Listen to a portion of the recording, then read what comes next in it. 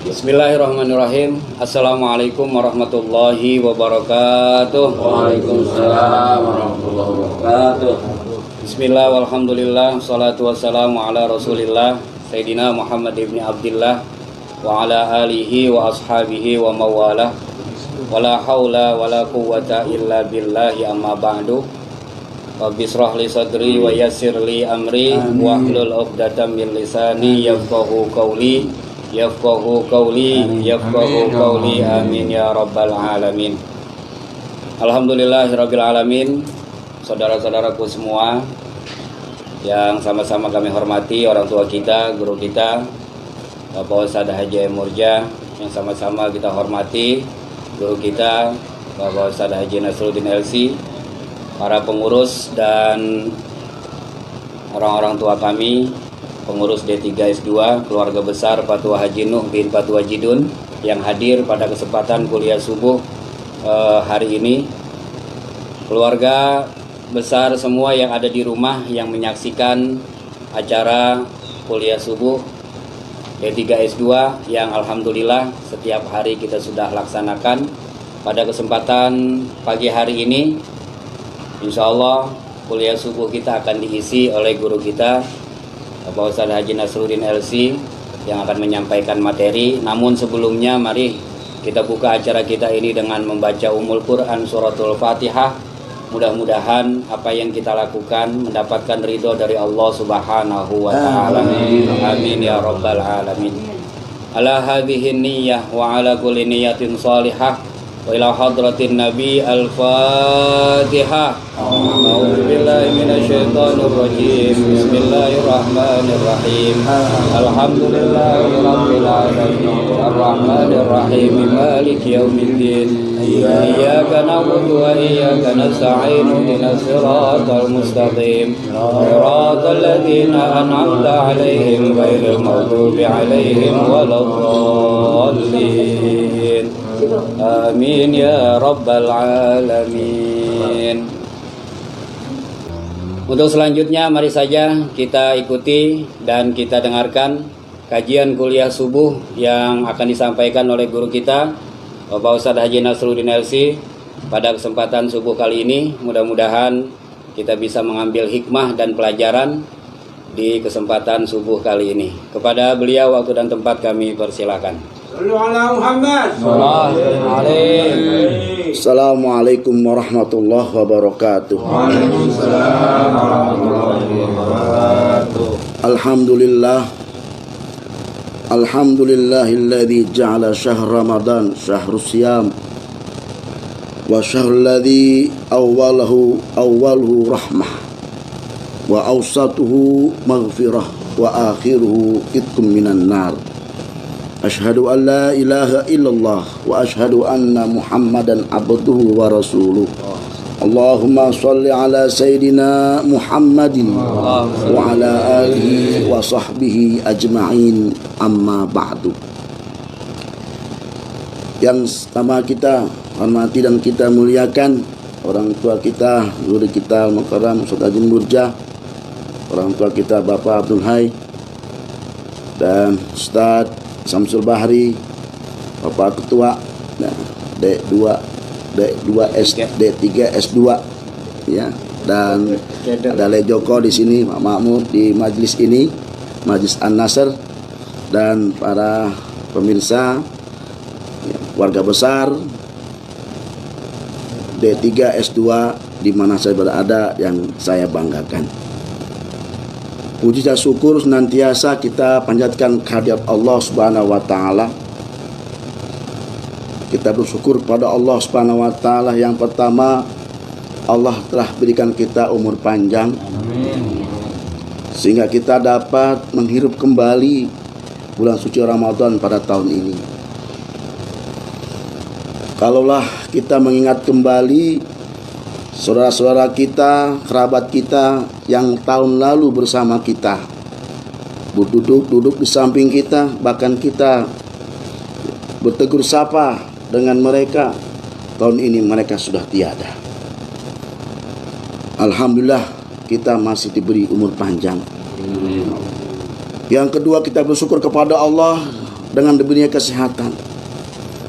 Sebagaimana kita tahu bahwa bulan-bulan ini sangat luar biasa, bukan saja di Indonesia, bahkan hampir seluruh dunia ya, dilanda dengan virus yang disebut dengan virus COVID-19 atau corona.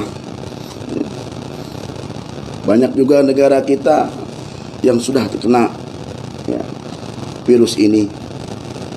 Terakhir data itu 18.000 orang yang sudah terkena.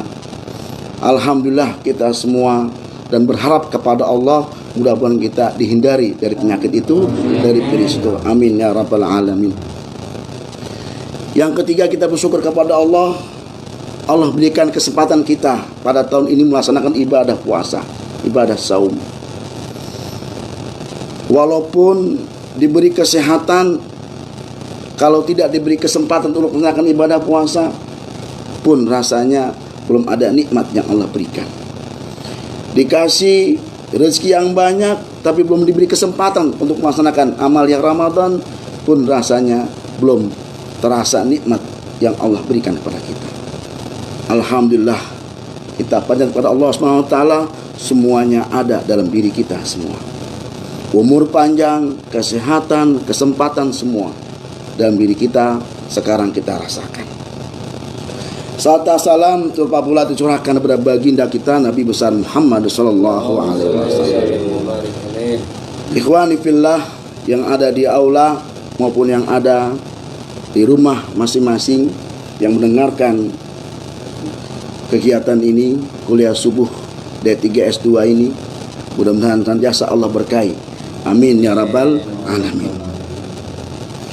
Kita sangat bahagia dan sangat beruntung sebagai umat Nabi Muhammad SAW, karena Allah Subhanahu wa taala telah menjamin umat Nabi Muhammad SAW untuk menempati surganya selagi dia beriman dan beramal soleh. Sesuai dengan firman-Nya, innalladzina amanu wa amilus solihat kanat lahum jannatul firdausi nuzula.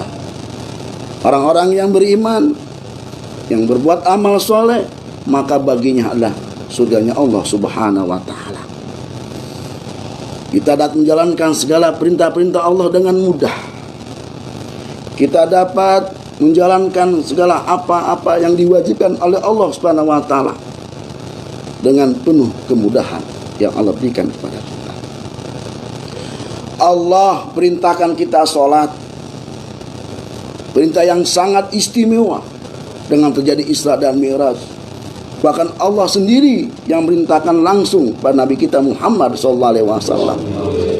Wajibnya sholat, namun di balik itu banyak kemudahan yang Allah berikan. Wajib berdiri, tidak bisa berdiri, boleh sambil duduk. Duduk nggak bisa, boleh sambil tiduran. Tiduran tidak bisa, boleh sambil dengan isyarat. Isyarat tidak bisa, ya disolatkan. Salat dalam bepergian ada qasar jamak.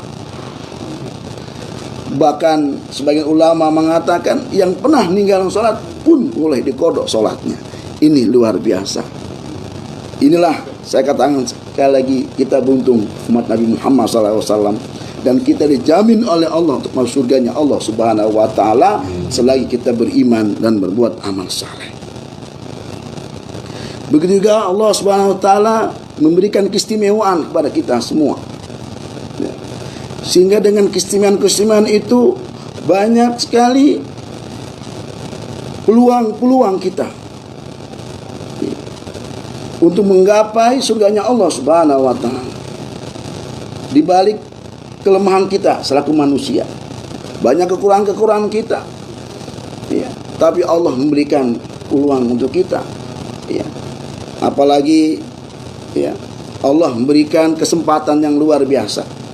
Dalam satu hari Allah berikan kesempatan kita di pertengahan malam untuk kita menajat pada Allah, mohon ampun kepada Allah. Mungkin pertengahan malam tidak bisa satu minggu sekali, yaitu pada hari Jumat. atau dalam satu malam kita nggak bisa saja habis sholat fardu, doa kita antara adzan dan iqamah itu diterima Allah Subhanahu wa taala. Malam Jumat, Sayyidul Ayyam, dari mulai terbenam matahari sampai terbenam kembali, hari-hari itu, menit-menit itu, jam-jam itu, semuanya adalah doa-doa yang dikabulkan Allah Subhanahu wa taala. Makanya orang tua kita mengajarkan malam Jumat kita untuk kumpul di musola, bacakan doa, terutama doa arwah untuk kedua orang tua kita, para nenek moyang kita, warga kita kirimkan doa pada malam hari itu. Sambung lagi dengan amalnya kita, yaitu dengan bacaan Ratibul Hadar malam Jumat. Malam Jumat mungkin seminggu sekali kita nggak punya waktu karena kesibukan, masih Allah berikan kesempatan dalam setahun sekali, 1 bulan penuh kita melaksanakan itu, di mana bulan itu adalah disebut dengan bulan suci Ramadan. 1 bulan penuh, ya, hari-harinya, jam-jamnya, menit-menitnya, semuanya itu ya doa-doa yang dikabulkan Allah Subhanahu wa taala. Ad-du'a ad-da'watul maqbulah, mustajabah, ya, doa-doa yang terima Allah Subhanahu wa taala. Alhamdulillah sekarang kita ya berada di dalamnya. Kesempatan buat kita bulan Ramadan ini ya memperbanyak amal saleh, karena semua kebaikan-kebaikan al-hasanatul mudha'afah, semua kebaikan-kebaikan kita dilipat gandakan. Amin ya rabbal alamin. Luar biasa. Tidak ada yang diberikan pada umat yang lain, hanya umat Nabi Muhammad SAW. Bahkan di bulan Ramadan ya, setelah kita melaksanakan kewajiban-kewajiban, di dalamnya ada 3 bagian yang terpenting. 10 hari pertama disebutnya dengan istilah rahmah, kasih sayang Allah, rahmat Allah turun 10 hari pertama. 10 hari kedua disebut dengan maghfirah, ampunan Allah. 10 hari ketiga disebut itqum minan nar. Alhamdulillah sekarang sudah kita berada di 10 hari yang ketiga, yaitu disebutnya dengan itqum minan nar, dibebaskan dari api neraka. Amin ya rabbal alamin. Ini saya kira perlu kita evaluasi bersama ya. Setelah kita menjalani 10 hari pertama, 10 hari kedua, tinggal 10 hari ketiga ya, sudah mengakhiri ya bulan suci Ramadan ini. Apakah tahun yang akan datang kita mengalami kembali bulan suci Ramadan? Apakah tahun akan datang kita bisa melaksanakan kewajiban Ramadan seperti apa yang kita laksanakan pada tahun ini? Ini renungan kita bersama. Kalau seandainya Allah masih berikan kita umur panjang, kita syukur alhamdulillah, kita bisa merasakan lagi tahun akan datang. Kalaupun tidak, anggaplah ini bulan suci Ramadan yang terakhir. Sehingga dalam sabda Rasulullah SAW, Rasulullah SAW bersabda, "Idza kana akhir lailatin min Ramadan, bakat samawati wal ard wal malaikah musibatan di ummati Muhammad alaihi salatu wassalam." Sehingga apabila datang akhir atau malam akhir dalam suci Ramadan, ini malaikat, bumi, langit nangis semuanya. Nangis. Kila ya Rasulullah. Ditanya Rasulullah, "Ya Rasulullah, ayu musibah?" Iya. Musibah apa yang terjadi ya Rasul? Sehingga malaikat, bumi, dan langit menangis. Qala Rasulullah SAW, zihabur Ramadan, yaitu perginya bulan suci Ramadan. Kenapa? Fa'ina da'watu fi mustajabah. Karena di bulan Ramadan itu, di dalamnya ada tak lain, semua rangkaian doa-doa kita diterima Allah Subhanahu wa taala. Wa sadaqatul maqbulah, dan sedekah-sedekah kita makbulah, diterima Allah Subhanahu wa taala. Wal hasanatul mudha'afah, dan kebaikan-kebaikan itu dilipat gandakan. Wal adzabu madfu'un, dan azab Allah pun tertolak. Ini mengapa langit, bumi, malaikat menangis dengan berakhirnya bulan suci Ramadan. Bahkan dalam hadis lanjutannya, "Pai musibah azam." Musibah apa yang paling besar ya Rasul? Yang paling besar musibah itu ketika bumi, langit, malaikat menangis, ya, demi kita umat Nabi Muhammad SAW. Padahal yang lebih berhak menangis adalah kita selaku umatnya. Kenapa? Karena terputusnya ya kemuliaannya Ramadan dan karamatnya Ramadan. Makanya alhamdulillah kalau kita sudah bisa mengakhiri Ramadan ini dengan baik, lancar, semua rangkaian amalia ibadah kita laksanakan, ini nikmat yang luar biasa. Terlebih-lebih di akhir Ramadan bersama-sama bacakan takbir bersama-sama, lalu sholat Aid bersama, lalu bersilaturahim. Habislah semuanya dosa-dosa kita. Amin. Bahkan bagaikan bayi yang baru lahir dari rahim ibunya. Ini saya kira renungan buat kita semua. Mudah-mudahan ya, apa yang kita lakukan bulan Ramadan ini sampai saat ini diterima oleh Allah Subhanahu wa taala. Sudah semua kita lakukan di akhir, yaitu menunaikan ibadah zakat. Ya, zakat adalah wajib, ya, zakat fitrah, zakat mal, ya, dan juga mungkin sedekah dan infaknya pun ya dianjurkan oleh Rasulullah SAW. Saya kira itu saja yang sampaikan. Mungkin kita akan berdialog ya kaitan dengan apa yang saya sampaikan tadi, mulai dari keistimewaannya umat Nabi Muhammad dalam melaksanakan ibadah-ibadah kita diberi kemudahan, sampai dengan menjalani ya memuliakan bulan suci Ramadan pada tahun ini ya, terutama mungkin ada permasalahan kaitan dengan masalah ya zakat dan lain sebagainya ya, kami persilakan. Dan dari saya ya kita buka saja pertanyaan, silakan.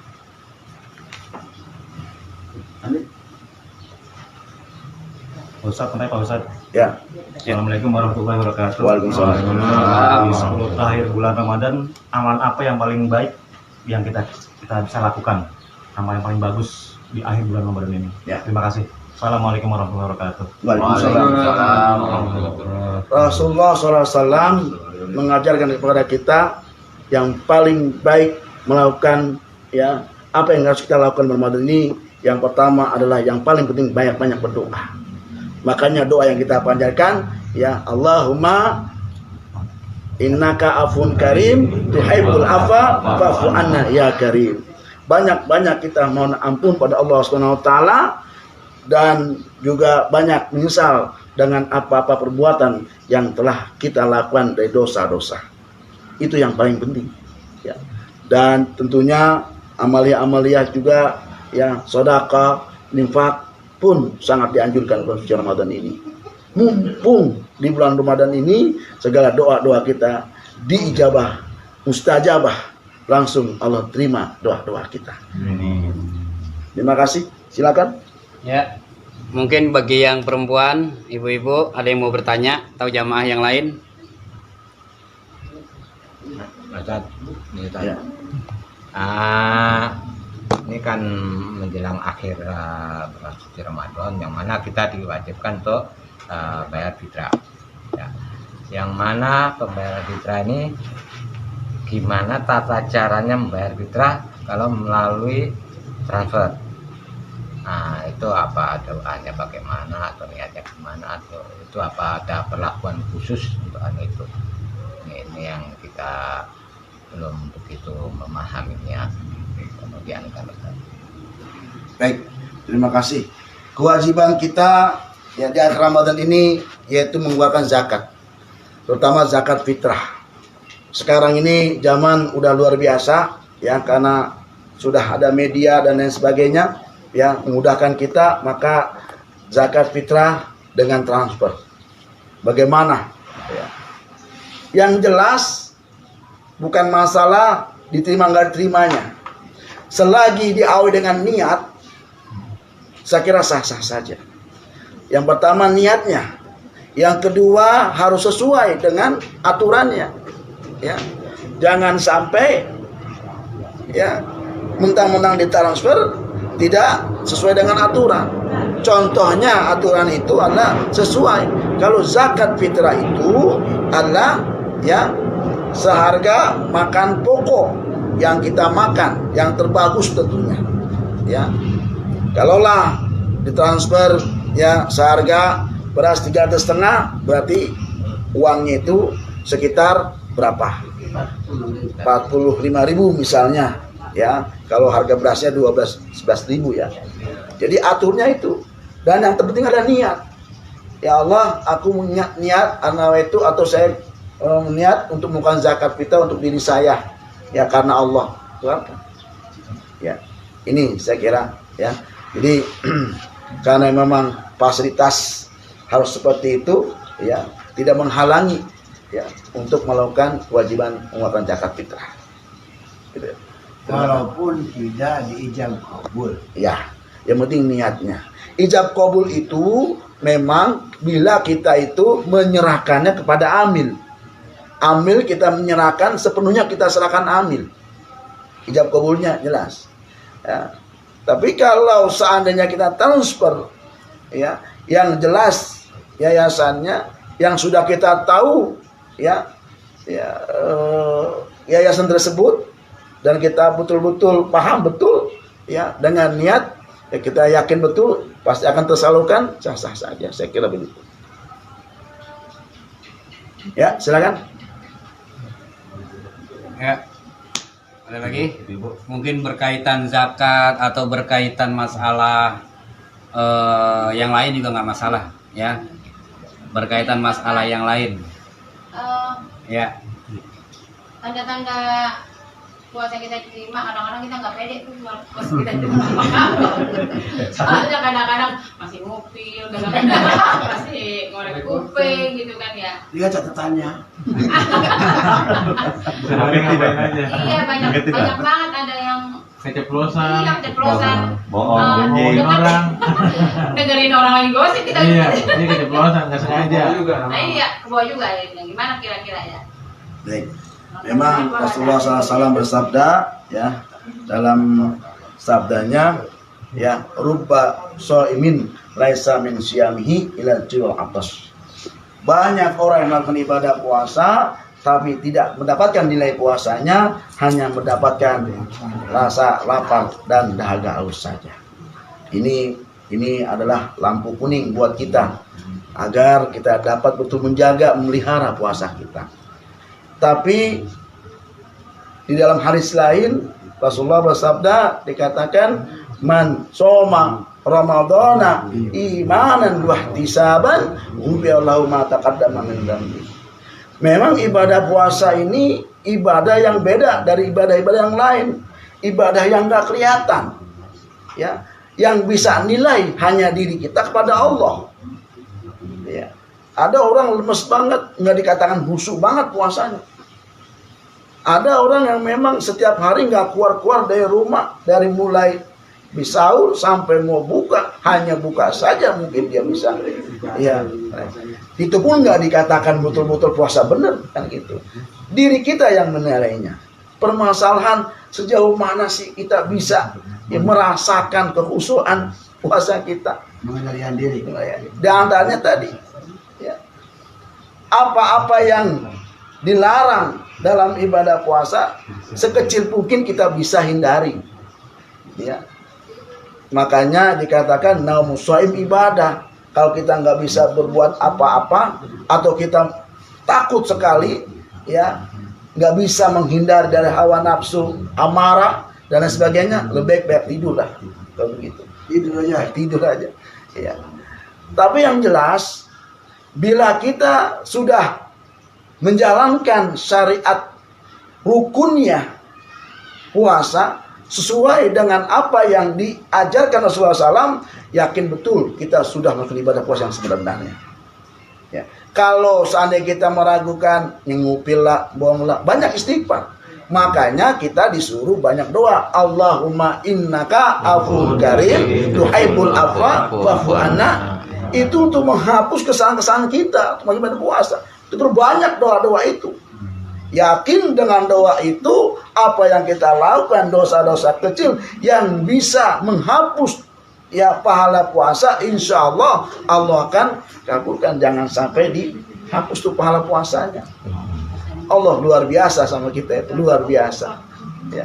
Ya kita doa aja kadang-kadang mau buka Allah menaikkan kain tiba apa aneh kita nggak baca.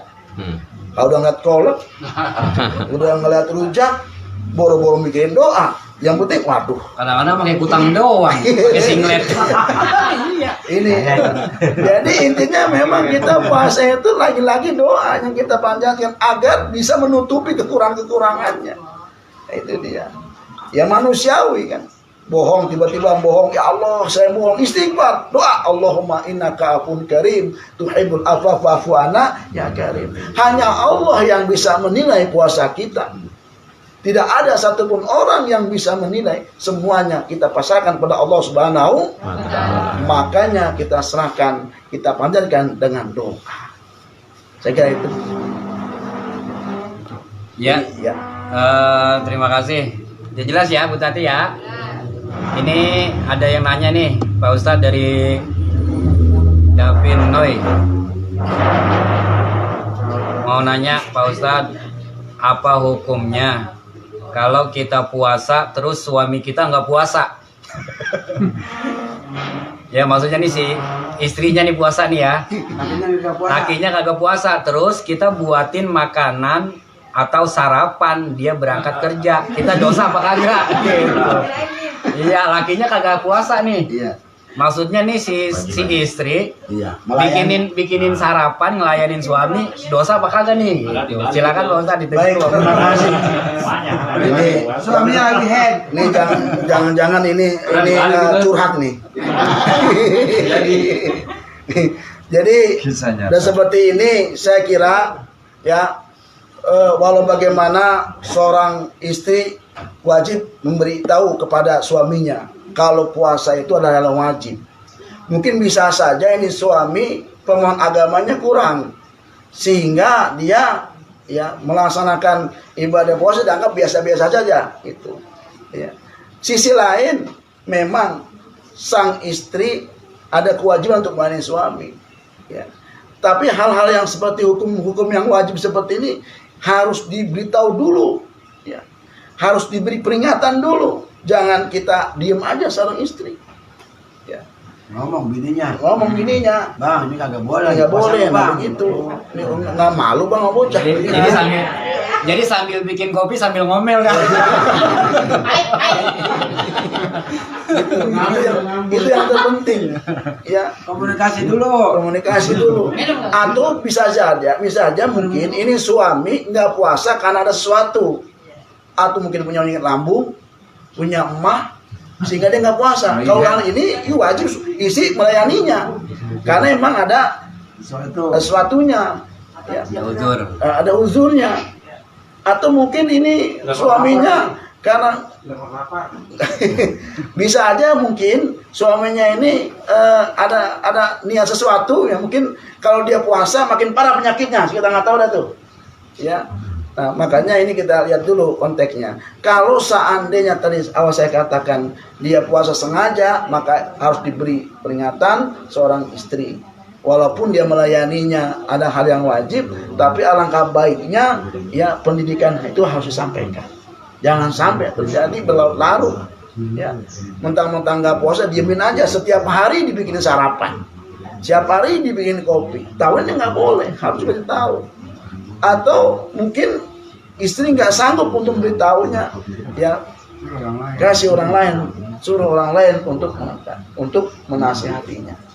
Ya, kalaupun seandainya memaksakan juga, ya boleh sang istri menolaknya. Ini satu ujung-ujungnya nih, ya marah-marah, lu tahu juga gua katanya ngapain ini, nah kayak gini-gini, tinggal aja udah, nggak usah dilakukan. Saya kira ada tahapan-tahapannya. Ya, tahapan terakhir nggak ngerti juga, gak usah dilayanin. Ya, silakan. Ada lagi pertanyaan? Sama itu. Yang dari rumah ada lagi nggak? Yang dari itu belum. Untuk yang di Saya mau majelis, nanya nih, Tan. silakan. Ya. Nih. Ya, Pak Ketua silakan. Ya, saya mau nanya. Ini di bulan Ramadan. Sekarang di malam hari kita kan suami istri biasa tidurnya nyampur. Gitu. Ini Emang Beda. Hah? Beda. Enggak. Ini yang menjadi pertanyaan, apakah gitu? Kita rasanya kalau ya kita mau orang kampung namanya, rasanya kurang sahih gitu, rasanya gitu. Itu kalau tidur nyampur di bulan Ramadan, hukumnya benar-benar boleh apa kagak gitu loh? emang nggak Malam. Campur doang. Iya nyampur. Kalau malam boleh, bahkan dianjurkan. Silakan kalau malam, batasnya ya udah menjelang sahur dah. Jangan habis sahur nambah lagi. Kita kebablasan. Jadi yang dilarang itu siang hari, apalagi kalau sudah niat. Udah niat nawaitu shauma ghadin an adai pada saya Ramadannya hari sanati lillahi taala. Udah imsak, udah mau azan, udah ini nggak bisa, ini nggak boleh. Dan paling berat itu hukumannya. 2 bulan kafarah namanya, 2 bulan berturut-turut puasanya. Nggak mampu juga puasa yang ngasih makan 60 orang. Ya, nggak kuat juga. Apa itu? Sodako. Itu terjadi pada zaman Nabi begitu. Ya. Jadi intinya tidak boleh kalau siang hari, kalau malam boleh.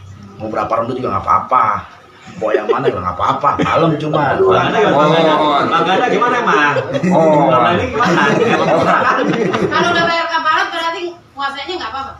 Nggak Tetap apa-apa. bayar bagaimana? Maksudnya? Iya, misalnya kayak kalau kita Hubungan. kalau kita nggak puasa nih kan ya bulan Ramadan, kan kita harus bayar kayak rumah nih. Mood ya. Harus bayar mood juga, harus puasa juga. Nah kalau misalnya itu tadi 60 hari berturut-turut ya? 2 bulan. 2 bulan berturut-turut, kemudian kalau nggak sanggup puasa bayar Masih makan. masih makan orang miskin selama 60 hari. Enggak, 60 Orang. orang. 60 orang sama sekali. Ya. Terus puasanya gugur. Gugur. Berarti Tapi ada kriterianya. oh gitu. Ya misalnya puasa kan kafarah 2 bulan berturut-turut. Ya. Nah ini kriterianya kalau dia nggak sanggup karena sakit. Puasa. Dan kalau dia puasa malah jadi masalah penyakitnya. Nah itu baru diganti dengan kafarah. Nggak semata-mata aku nggak mampu 2 minggu kafarah aja nggak bisa. Bukan pilihan itu. Ada tahapannya. Tahapannya. Milih ya. Hah? Nggak boleh milih. Nggak boleh milih. Emang mobil nggak ada. Kalau boleh milih mah semua orang enak aja, bubar aja nanti dah.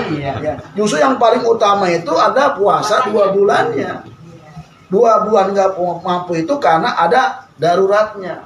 Apakah dia memang punya penyakit atau memang udah tua? Ya. Saya pernah didatangi seorang nenek-nenek yang sudah umurnya hampir 80 tahun. Dia ingat ketika masih mudanya bulan puasa pernah main. Ya belum dia bayar itu kafunya. Siang-siang, pagi-pagi katanya jam 10. Saya masih ingat itu. Karena pulang dari pasar katanya langsung. Misalnya ini ceritanya. Tapi gimana Ustaz? Sedang dia puasa yang wajibnya dia udah bayar nggak mampu. Iya. Maka saya bilang bayar kafarah aja, kasih makan 60 anak yang miskin. Ya. Sebagaimana ya undang, silakan. Kalau tidak kasih beras, kasih uangnya. Karena beras itu dimasak ada launya. Ya. Kan gini Tan, ini ada apa namanya fakta di lapangan. Orang ini sakit nih, sakitnya seringkali kumat-kumatan nih, gitu. Orang tua. Kami ini bukan. Nah dia itu seringkali puasanya bukanya di Johor, Ya. gitu. Mengapa buka di Johor? Karena ada gangguan kondisinya yang lambung lah gitu. Nah kan kita bilang kudu bayar kodok, gitu. Bagaimana mau bayar kodok? Kan dia gitu. Puasa susah. Itu ada jalan lain nggak selain bayar kodok? Ya. Itu maksudnya. Ada bayarnya, namanya bayar fidyah. Bayar fidyah dia. Jadi kalau orang tua renta yang sudah umurnya udah lanjut sekali, udah 80 tahun atau orang yang sudah sakit-sakitan, nggak mungkin masalah ibadah puasa, maka ketika bukanya bayar fidyah. Makanya tradisi orang kita kalau orang meninggal dunia bayar fidyah ini maksudnya begini. Takut-takutnya ketika masih hidupnya meninggalkan puasa. Makanya bilangnya qada fidyah. Itu. Kodok fidyah. Ya karena fidyahnya belum terbayar mungkin dulu, khawatirnya begitu. Itu. Makanya kalau ada orang tua kita yang seperti ini kejadiannya, jangan ditunda bayar fidyahnya. Langsung ketika buka bayar fidyah. Itu langkah baiknya. Jangan ditunda, antar aja kalau udah meninggal dah. Ya kalau meninggalnya besok meninggal tahun depannya lagi, berapa fidyah yang harus dibayar. Itu ini juga biar jelas banget juga para pemirsa di sana ya di rumah, biar fidyah ini bukannya buat alasan ya atau buat patokan ya, setiap orang meninggal bayar fidyah lalu cukup merasa sudah beres. Tidak, justru dengan bayar fidyah itu rasa khawatiran kita saja.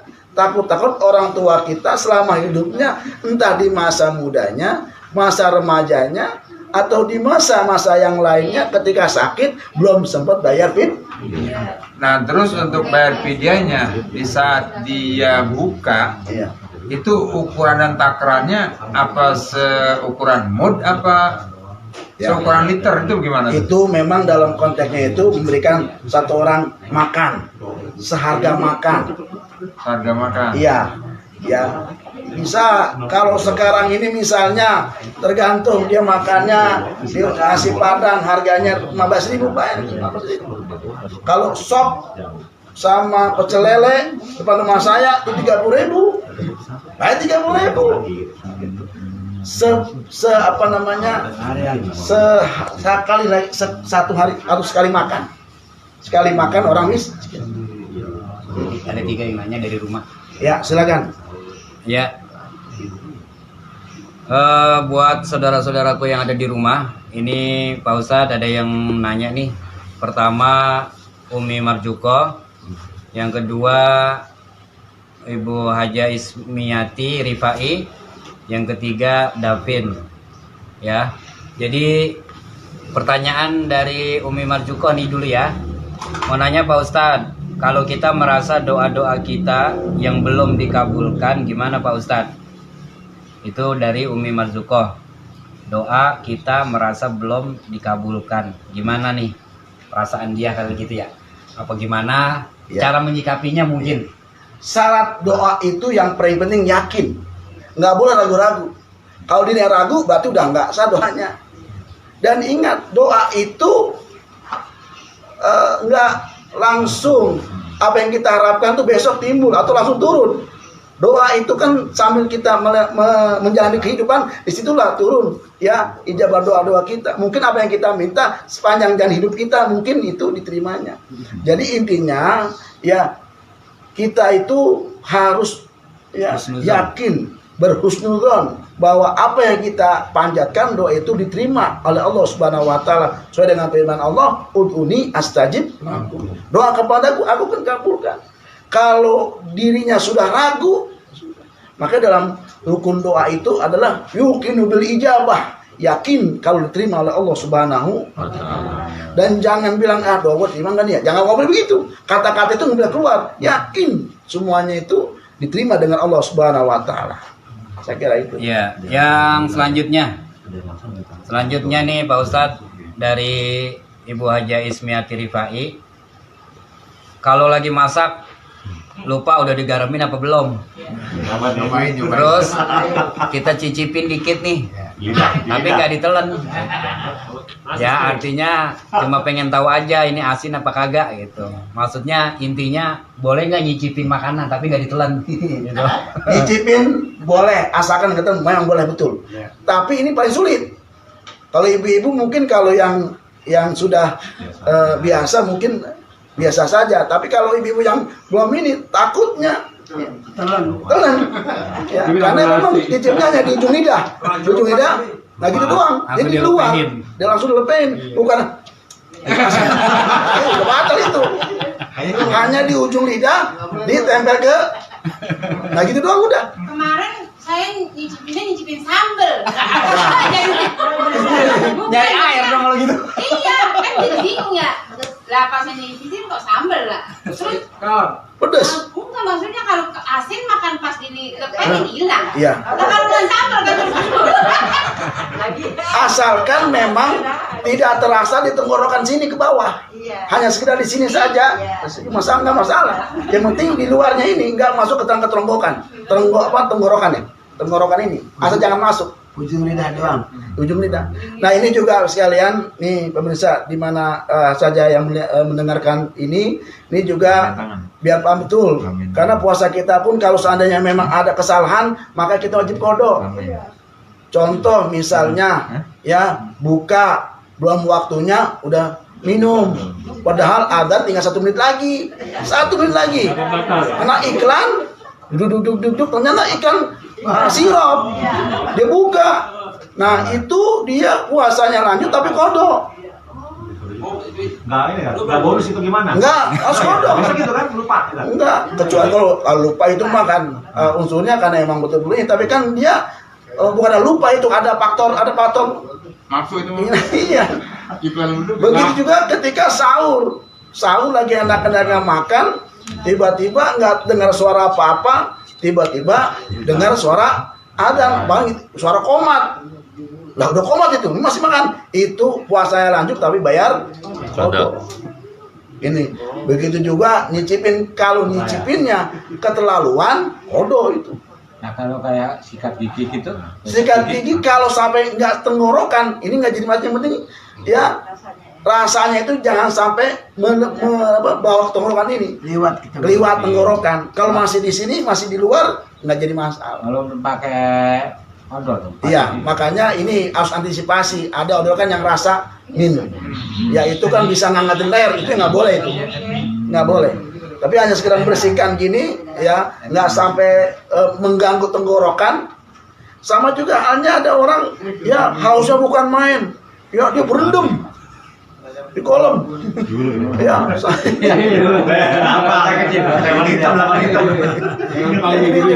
Niatnya untuk ngademin tenggorokan, ini kan salah satunya waktu bisa membatalkan ibadah puasa. Itu batal apa makruh saja tuh? Kalau hanya ya kalau sampai kejadian ya apalagi itu sampai sengaja ya Silam sekali minum. iya itu ya itu batal itu. Kalau makruhnya itu kalau hanya sebatas misalnya dia mandi aja tanpa ada ini, saya kira itu mesti makruh hukumnya karena tidak ada kaitan dengan tenggorokan. Ya silakan di belakang. Ada lagi. Tadi dulu nih ada lagi ya? Ya silakan. Satu lagi yang dari rumah nih. Yang dari rumah saudara kita nanya, Davin Noy mau bertanya, kalau kita punya anak pungut, kita wajib bayarin zakat enggak? Anak pungut maksudnya. Anak pungut wajib dibayarin zakat enggak Pak Ustadz? Gitu. Kalau tanggung jawab kita wajib, karena tanggung jawab kita atau dalam didikan kita, ya sama kayak misalnya Le Joko banyak anak asuhnya, ya anak asuh tanggung jawab beliau maka dizakatkan. Itu kan gini. Nah ini kita ini anak asuh saya kan banyak yatim nih. Sementara kan pada dasarnya mereka itu kan berhak menerima zakat. Iya. Tapi dia sendiri ini dari yang kan masih sekolah ini, dari pihak sekolah kan mereka diwajibkan kok bayar zakat. Iya. Nah itu gimana? Iya. Kalau individunya emang wajib zakat, walaupun nanti zakatnya kembali pada dia. Ya kayak sama juga di kita di sini kan pengurus musola, pengurus masjid namanya fisabilillah. Ya dia ngeluarin zakat itu, tapi baik lagi ngurus itu. Ya namanya kalau masih dalam 8 asnaf, ya dia ada haknya di situ. Ya bisa juga ada orang miskin, ya fakir miskin bayar zakat nggak punya beras dia. Nggak punya beras, bagaimana saya mau zakat nggak ada beras? Dipinjemin nggak mau ambil, nih saya pinjemin beras, kamu bayar niatnya nanti saya kasih lagi, begitu. Itu hutang dong. Hah? Itu hutang. Maksudnya ya kan udah kita dibalik lagi nanti. nih, saya kasih dikasih. Iya. Setelah kita ini kan, nah nanti kita ijab kabulkan, kita kasih dia. Ini ijab kabulnya itu. Kayak Nabi kejadian tuh waktu itu kan, yang kapal nggak mampu, nggak punya harta aja dikasih korma oleh Nabi. Sebulan aja jebol pergi 2 bulan Iya. gitu. Akhirnya kata ya udahlah, nih buat kamu aja, akhirnya buat dia juga itu kormanya, udah dikasih lagi gitu ya maksudnya. Indahnya itu, makanya saya katakan lagi, kita luar biasa umat Nabi Muhammad SAW, diberi kemudahan oleh Allah Subhanahu Wa Taala dan dijamin surga kita ini semuanya. Cuma kadang orangnya yang dablek, yang nggak mau memikirkan bahwa, dan nggak mau berpikir, dan memikirkannya sesaat saja. Ya, sudah dalam keadaan seperti ini, puasa kagak, terawih kagak, boro-boro baca Quran. Yang rokok. Ini bagaimana ini? Padahal dia umat Nabi Muhammad yang diistimewakan, nggak mau sadar gitu loh. Ini masalah. Ya mudah-mudahan tidak ada saudara kita yang kayak begitu. Doain. Ya.